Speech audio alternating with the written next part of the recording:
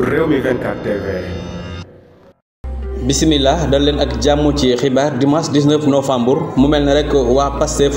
jamono yi ginnaaw ba nga xamante ne parrainage bi commencé na lu yàgg rek ba nga xamante ne ay bis rek moo ci des mu daal di jeex loole nag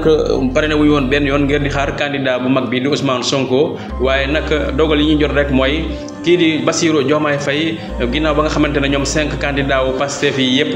booloo nañu mu doon Birame Souleye Diop El Malick Ndiaye Abbas Sall mu du mel ne rek kon El Malick Ndiaye kon fi mu toll ni daal suba ak jàmm dañoo fas yéene rek commencé parrainage yi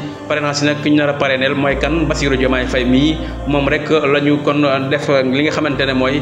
parrainage yi ginnaaw bañ ci waxtaanee ñoom waa parti bi yëpp kon ñu bari rek jamono yi foo xool ci statut yi rek ci WhatsApp moo xam Facebook Instagram Twitter la nga fay gis mooy Bassirou Diomaye Faye mu mel ne rek Ousmane Sonko bu doonul mbërit ku mu ngemb rek kookee mbër la ñu bari sax ñi ngi wax ne donte Ousmane Sonko candidature am leeragul waaye rek kon Bassirou Diomaye Faye mii moom ay parrainage am ginnaaw war na mun a jàll ginnaaw Ousmane Sonko ña ngay am yaakaar ci moom ba léegi di xam le ne rek moom 13 députés yi ñoom à tout moment mun nañ ko parrainel donte Pastef ñi ngi am 26 députés ci assemblée nationale bi kon daal fii ñuy wax ak yéen ni Bassirou Diomaye Faye ñu ne dañuy commencé parrainage yi suba ca kii di Bassirou Diomaye Faye rek la waa Pastef booloo pour parrainel ko